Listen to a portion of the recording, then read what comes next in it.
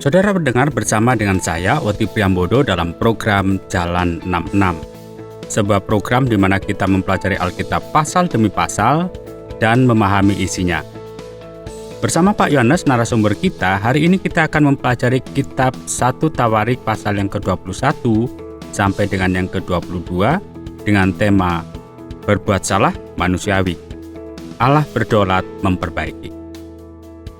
Mari kita mendengarkan bersama dan kita belajar dari kisah dalam Alkitab. Puji Tuhan, ya masih diberi kesempatan bagi kita untuk belajar kebenaran firman Tuhan. Masih bersama saya Pendeta Yohanes di program Jalan 66. Saudara yang dikasihi oleh Tuhan, kita telah belajar bagaimana Tuhan memberkati Daud di dalam kerajaannya. Daud luar biasa. Dan saat ini kita akan masuk di pertama Tawarik pasal 21 sampai dengan yang ke-22. Dan tema yang kita angkat adalah berbuat salah adalah manusiawi. Tetapi memperbaikinya adalah tugas Allah yang berdaulat. Saudara, kalau kita perhatikan di sini di pasal 21, itu ada dijelaskan seperti ini. Setan bangkit melawan Israel dan menghasut Daud untuk mengadakan sensus Israel. Maka Daud berkata kepada Yoab dan para komandan pasukan, "Pergilah dan hitunglah orang Israel dari Berseba sampai Dan, dan bawalah hasilnya kepadaku supaya aku tahu jumlah mereka." Ya, Yoab bahkan menolak perintah ini dan mengajukan pertanyaan. Kiranya Tuhan menambahi rakyatnya 100 kali lipat daripada yang ada sekarang. Ya Tuanku Raja, bukankah mereka sekalian hamba-hamba Tuanku? Mengapa Tuanku menuntut hal ini? Mengapa orang Israel harus menanggung kesalahan oleh karena hal ini?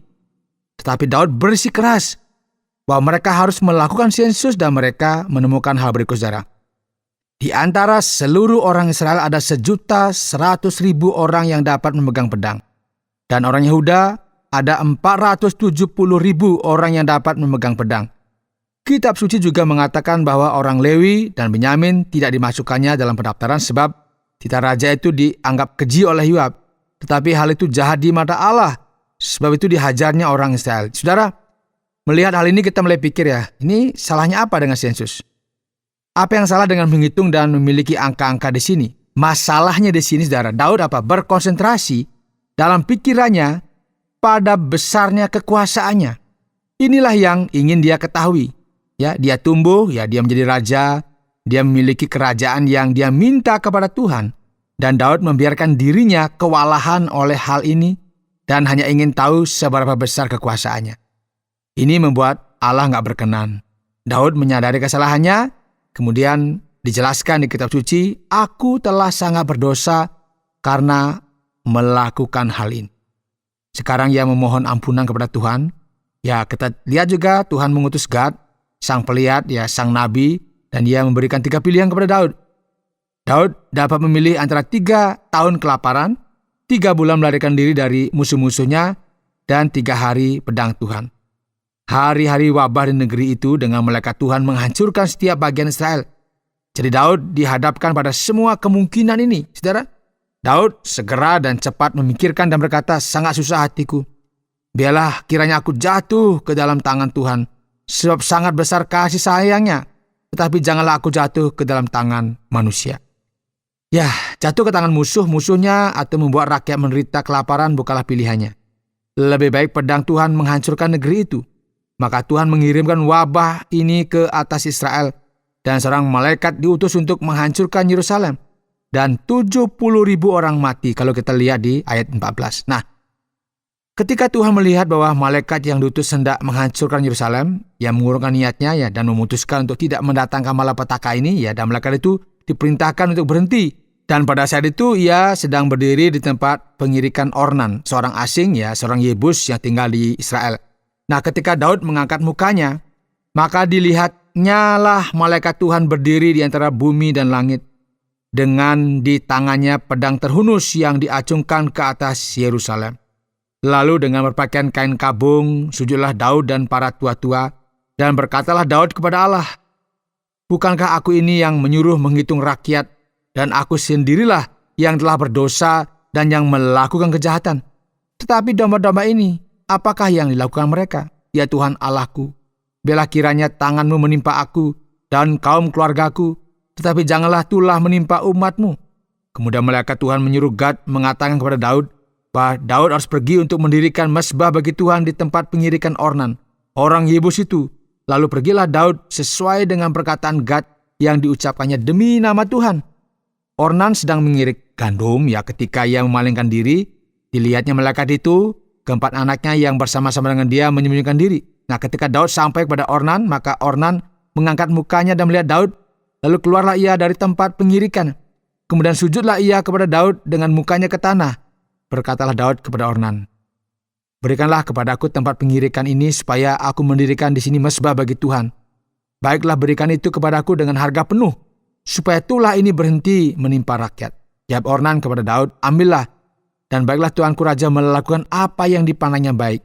Lihatlah, aku berikan lembu ini untuk korban bakaran, dan eret-eretan pengirik ini untuk kayu bakar, dan gandum untuk korban sajian. Semuanya itu kuberikan."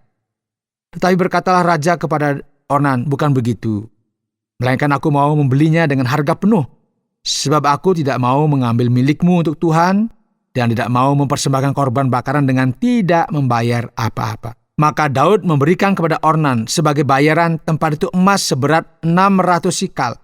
Lalu Daud mendirikan di sana mezbah bagi Tuhan, mempersembahkan korban bakaran dan korban keselamatan, dan memanggil nama Tuhan. Maka Tuhan menjawab dia dengan menurunkan api dari langit ke atas mezbah korban bakaran itu. Maka di sini Tuhan menghentikan wabah itu, dan Daud diselamatkan bersama Israel. Dan kitab suci melanjutkan, kalau lihat di pasal 22, "Disinilah rumah Tuhan Allah kita, dan disinilah mezbah untuk korban bakaran orang Israel." Tepat disitulah tempat yang terkait dengan kesalahan Daud, seperti yang dapat kita lihat, karena berbuat kesalahan adalah sifat manusia. Dan yang mengejutkan, saudara, Tuhan bereaksi dengan cara yang luar biasa, mengulurkan tangan penghakimannya. Tetapi pada saat yang sama dia menyelesaikan masalah kesalahan Daud.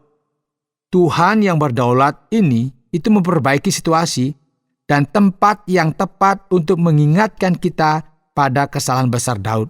Keinginannya apa? Yang besar akan kekuasaan. Tempat yang tepat yang dipilih untuk apa? Membangun bait Tuhan. Nah, detail ini, saudara, ini tempat di mana bait suci didirikan hanya muncul di sini, saudara, di dalam kitab Tawarikh, dan tidak kitab Samuel.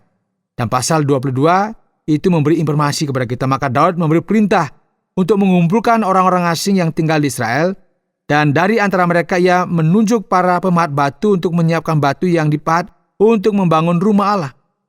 Ia menyediakan banyak sekali besi untuk membuat paku bagi pintu-pintu gerbang dan untuk perlengkapannya, dan lebih banyak perunggu daripada yang dapat ditimbang. Ia juga menyediakan lebih banyak kayu cedar daripada yang bisa dihitung, karena orang-orang Sidon dan Tirus, ini yang merupakan rujukan kepada orang Venesia, itu telah membawa sejumlah besar kayu cedar kepada Daud.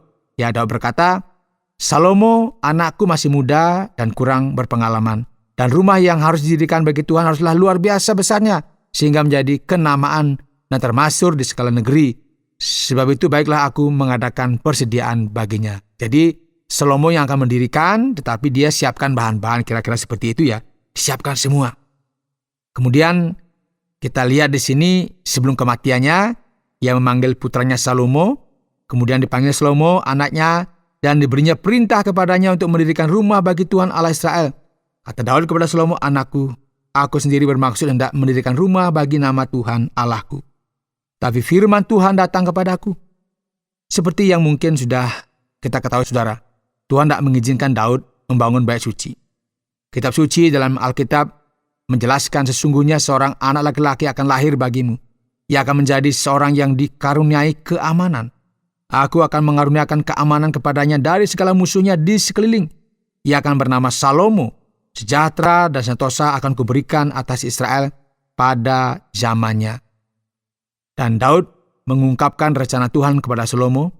Dialah yang akan mendirikan rumah bagi namaku, dan dialah yang akan menjadikan anakku, dan aku akan menjadi bapanya. Aku akan mengokohkan tata kerajaannya atas Israel sampai selama-lamanya. Saudara, kita lihat bahwa kitab Tawarikh sekarang itu berfokus pada persiapan pembangunan bait Tuhan. Meskipun Tuhan tidak terbatas pada sekadar bait suci, tetapi dia tetap harus disembah dengan cara yang layak baginya. Dan ini akan dilakukan bait suci dibangun oleh Salomo untuk menghormati nama Tuhan.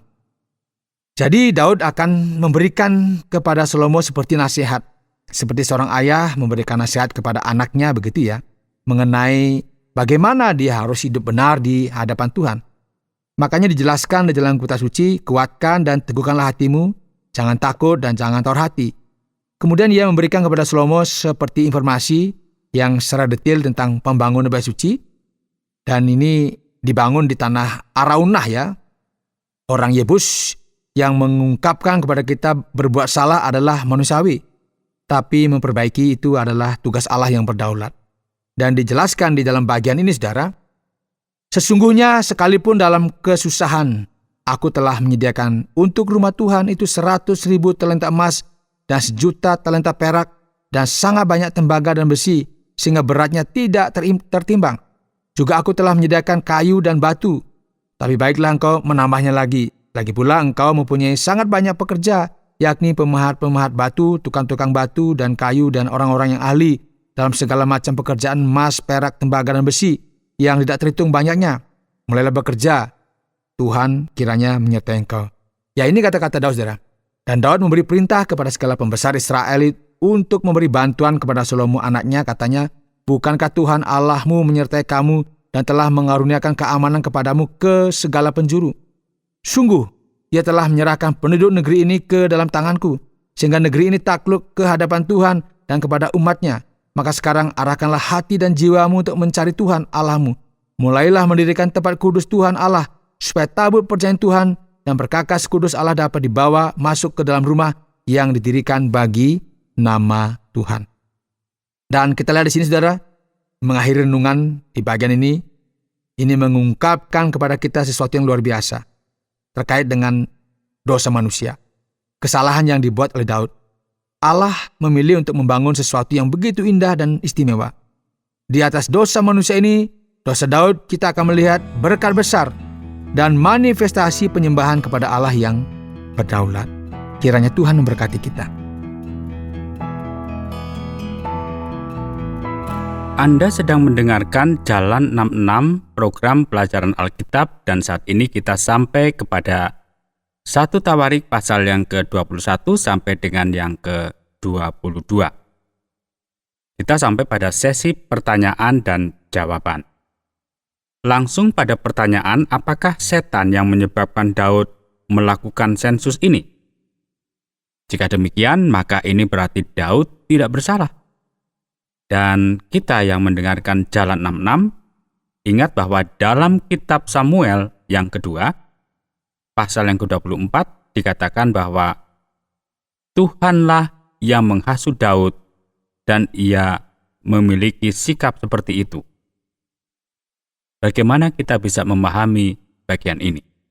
Saya nggak yakin ya apakah saya harus memilih salah satu pertanyaan ya dan hanya menjawab beberapa pertanyaan yang sangat bisa dijawabkan. Ini rumit semua ya. Ya, saya butuh sedikit belas kasihan agar kita janganlah yang sulit-sulit pertanyaannya, kira-kira seperti itu. Tetapi mari kita lihat ya. Kita perlu memperhatikan kitab suci karena jawabannya ada di sana sebenarnya. Nah, penting untuk menunjukkan ya bahwa kitab Tawarikh ini kan ditulis jauh setelah kitab Samuel. Dan masa penulisan kitab Tawarikh ini sekitar 400 tahun sebelum Kristus. Dan saat itu terdapat pengaruh besar budaya Persia dalam pemikiran Ibrani. Dalam hal ini menyebabkan orang Ibrani atau lebih tepatnya itu orang Yahudi ya, lebih merenungkan tentang malaikat, setan dan kekuatan jahat. Jadi asal mula masalah di sini sebenarnya berasal dari Persia. Nah, di sini kita membaca bahwa setan menghasut Daud untuk melakukan sensus, tetapi setan tidak memaksanya melakukan apapun, tidak merasuki Daud. Daud memiliki kesempatan untuk bertindak di kedua sisi. Dia melakukan apa yang dia lakukan karena keinginannya akan kekuasaan ya. Ini kisah yang terkenal. Selalu ada godaan secara eksternal. Tetapi kita hanya jatuh jika kita bersedia menuju ke arah itu. Godaan ada, tapi kalau kita menerima semuanya ya kita akan jatuh. Nah, yang membingungkan adalah bagaimana setan dapat melakukan sesuatu yang dilakukan Tuhan pada saat yang bersamaan. Ini agak mengerikan juga ya. Nah, pertama Tawarikh pasal 21 ini akan mengatakan apa sesuatu. Ini disebutkan sini setan. Dan 2 Samuel mengatakan bahwa itu adalah Tuhan. Ini kok berbeda. Jawabannya di sini adalah bahwa Perjanjian Lama dengan jelas menekankan bahwa tidak ada sesuatu pun di dunia ini yang terjadi tanpa perintah atau izin Tuhan. Jadi setan adalah penghasut langsung. Tetapi setan hanya dapat melakukan ini jika Tuhan mengizinkannya. Jadi pada akhirnya Tuhanlah yang mengizinkan semua ini terjadi. Tuhan yang bertanggung jawab pada akhirnya atas apa yang terjadi. Jika Tuhan tidak menginginkan hal itu terjadi, Dia bisa saja mencegah setan menghasut Daud. Nah, oleh sebab itu kebenaran yang bisa kita terima di sini, Daud bersalah karena ia menerima motivasi yang muncul di hatinya. Setan bertindak menghasut di sini ya.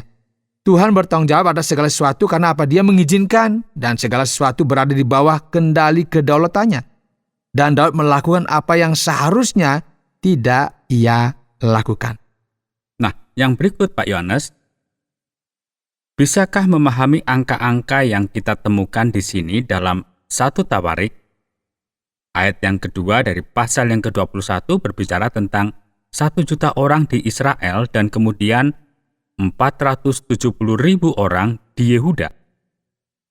Nah, bagian terburuknya ada di ayat yang ke-14 dari pasal yang ke-22. Bukan bermaksud ingin membuat sulit, tetapi mari kita coba melihat ayat itu berbicara tentang ribuan ton batu mulia, perak dan emas. Dapatkah kita memahami angka-angka ini sebagai angka harafiah atau bagaimana? Meskipun kita nggak mau sebenarnya ya. Situasinya benar-benar semakin rumit dan saya tidak tahu ya bagaimana saya akan menemukan jalan keluar dari masalah ini. Dan mari kita lihat situasi yang perlu kita pahami dengan cermat ya. Kita memang jelas memiliki masalah di sini karena kitab suci mengatakan 1.100.000 dari Israel. Tetapi dalam 2 Samuel 24 dikatakan 800.000. Jadi kita memiliki selisih kurang lebih hampir 300.000 ya. Nah, beberapa sarjana berpendapat bahwa 300.000 ini akan muncul kemudian dalam pertama Tawarikh 27 dan tidak termasuk dalam total keseluruhan. Jadi kita menjumlahkan 800 dengan 300, maka kita akan mendapatkan 1.100.000. Dan ini akan muncul di pasal 21 dalam 1 Tawarikh di sini ya. 470.000 di Yehuda. Kita juga memiliki referensi dalam 2 Samuel pasal 6 ayat 1 yang mengatakan 500.000. Kita memiliki selisih berapa? 30.000. Dan para sarjana percaya bahwa ini mungkin karena angka 500 dibulatkan. Tetapi tetap saja angka ini sangat tinggi. Nah, di sini kita memiliki sesuatu yang perlu kita pertimbangkan ya, bahwa para sarjana biasanya memilih antara 2 kemungkinan ya ketika mencoba memahami apa yang terjadi. Nah, angka-angka ini di sini semacam dinaikkan kayak gaya sastra. Misalnya hari ini kita mengatakan, lihat, aku sudah menunggumu seabad lamanya. Wah, ini kan kayak puitis ya. Orang itu butuh waktu lama sekali nunggu, seperti 1 abad. Ya jelas di sini bukan harfiah. Ya bayangkan juga bahwa untuk menggambarkan kerajaan ini, mungkin mereka menggunakan angka-angka tinggi sebagai cara memuji raja. Tapi banyak dari angka-angka ini terlalu detail untuk menunjukkan kemungkinan ini. Jadi alternatif lain ya, yang kita miliki adalah memahami bahwa angka 1000 dapat memiliki arti lain dalam bahasa Ibrani, yaitu sebuah kelompok. Tetapi jumlah sebenarnya lebih kecil. Jadi ketika misalnya dikatakan 100.000 orang, kita bisa bilangkan 100 kelompok tentara. Dan kita tidak memiliki angka yang pastinya. Nah, ada kemungkinan jumlahnya lebih kecil. Nah, terutama jika kita melihat jumlah perak dan emas di sini. Karena kuantitasnya ini kan terlalu tinggi ya, yaitu ribuan ton emas dan perak. Jika kita melihat dunia kita saat ini, seluruh dunia bersama-sama tidak menghasilkan semua emas sebanyak ini. Jadi ada kemungkinan angka tersebut juga dapat dibaca secara non-harfiah. Berikut, dengan semua uang ini, kita masih bertanya-tanya, mengapa Daud bersikeras membayar tanah Araunah? Apakah ada makna khusus di balik ini? Araunah ingin memberikan begitu saja. Oh tidak, lihat, kamu bisa mengambilnya. Tidak, aku ingin membayarnya. Seluruh cerita ini agak berbeda. Bagaimana kita bisa memahami apa yang sebenarnya sedang terjadi? Ya, sangat penting dan signifikan. Mengapa? Karena kita melihat bahwa Araunah sama dengan Ornan. namanya sedikit berbeda dalam bahasa Ibrani, kita memiliki variasi nama ini. Dia adalah orang asing, ya imigran, begitu ya, seorang yang datang dari jauh dan tinggal di sana. Bayangkan, dia mungkin berpikir, apakah menurutmu aku akan cukup gila untuk melawan raja? Tidak. Raja bisa mendapatkan apapun yang dia inginkan. Dia menawarkan segalanya. Dan sungguh luar biasa melihat bahwa Daud menunjukkan sikap seorang yang benar-benar bertobat. Mengapa? Karena ia menyadari bahwa semua kekuasaan adalah milik Tuhan.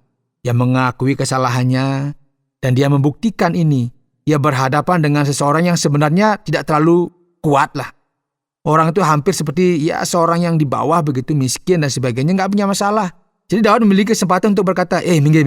Saya butuh tanah ini, saya mau ambil. Bisa saja. Aku butuh ini karena aku kan Raja Israel. Bebas kan? Tetapi dia berkata apa?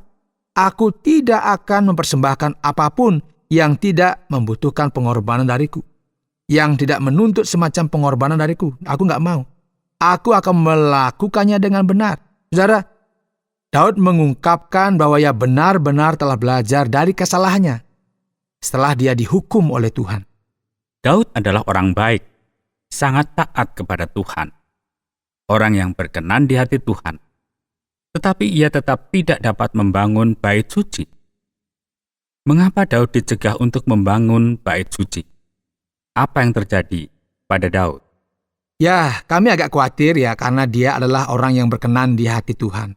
Dan kami akan mengamati dalam pasal 22 ayat 8, bahwa Alkitab dengan jelas mengatakan bahwa Daud tidak akan membangun bait suci karena dia telah membunuh terlalu banyak orang dan menumpahkan terlalu banyak darah di tanah itu. Dan untuk menjaga kekudusan dan transendensi Tuhan, Daud tidak dapat membangun bait suci yang dipersembahkan kepada Tuhan ini. Ya, meskipun kita tahu di sini kan Daud diberkati oleh Tuhan, bahkan militernya sangat kuat. Tentunya dengan cara dia menodai dirinya, maka dalam kondisi ini dia nggak boleh melakukannya. Meskipun Alkitab berbicara tentang perang yang dibenarkan juga pada masa itu. Jadi Alkitab ingin memisahkan gagasan tentang Tuhan dari menjadi Tuhan perang dan penaklukan ini dipisahkan. Ini menarik karena kita juga akan melihat dalam Pertama Raja-Raja, misalnya pasal 6 ayat 7, bahwa di bait suci tidak ada palu atau paku yang digunakan selama pembangunannya. Besi tidak diperbolehkan di bait suci. Besi berasal dari Filistin dan merupakan alat perang, digunakan untuk membawa pedang. Jadi agak tidak dikaitkan dengan hal yang sakral. Besi dihilangkan dan Daud pun berada dalam situasi yang sama. Baiklah, terima kasih Pak Yohanes. Bagaimana pesan yang kita dapatkan dari bagian pelajaran hari ini? Saudara, hari ini kita telah mempelajari kitab Tawarikh pasal 21 dan 22.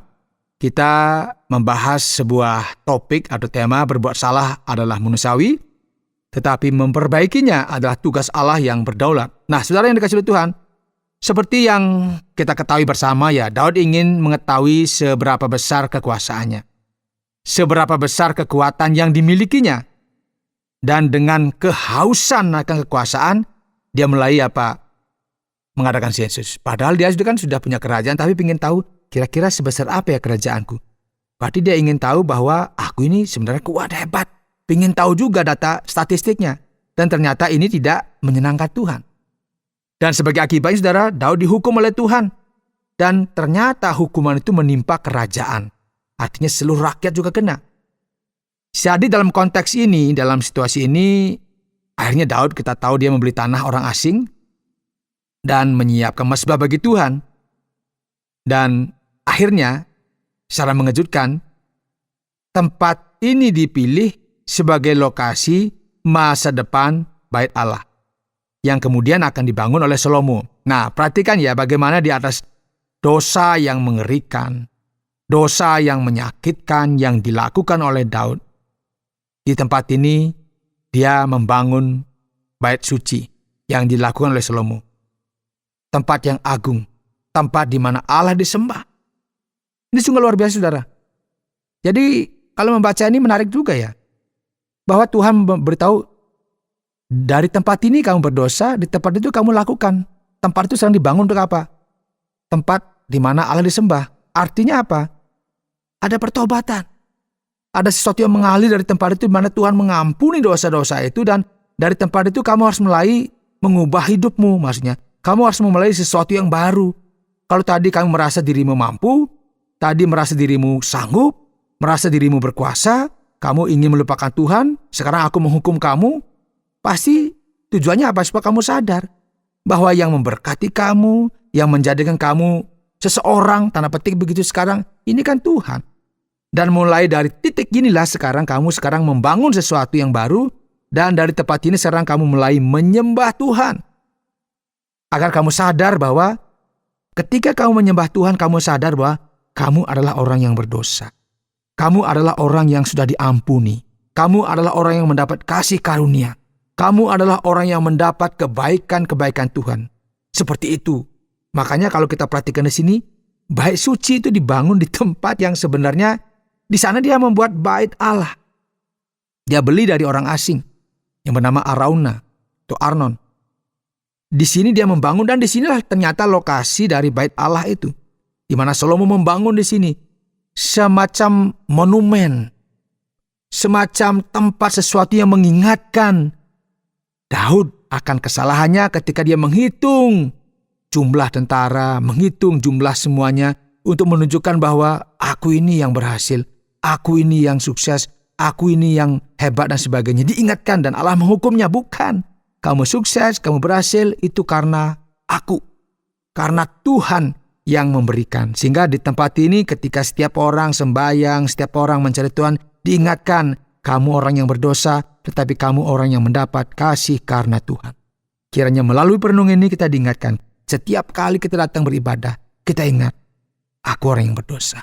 Tetapi aku mendapat kasih dan kemurahan Tuhan di dalam Tuhan kita, Yesus Kristus. Kiranya Tuhan memberkati kita. Baiklah, terima kasih Pak Yohanes. Saudara pendengar, karena waktu yang tidak memungkinkan, kita akhiri program Jalan 66 kali ini. Kami menantikan Anda untuk tetap mengikuti pelajaran berikut dalam lanjutan pembelajaran Alkitab yang memberikan pelajaran menyeluruh tentang firman Tuhan. Jika Anda memiliki pertanyaan atau berespon terhadap topik berhubungan dengan program ini, silakan menyampaikan melalui WhatsApp ke nomor 081 333 777 386 081 333 777 386. Terima kasih atas perhatian Anda.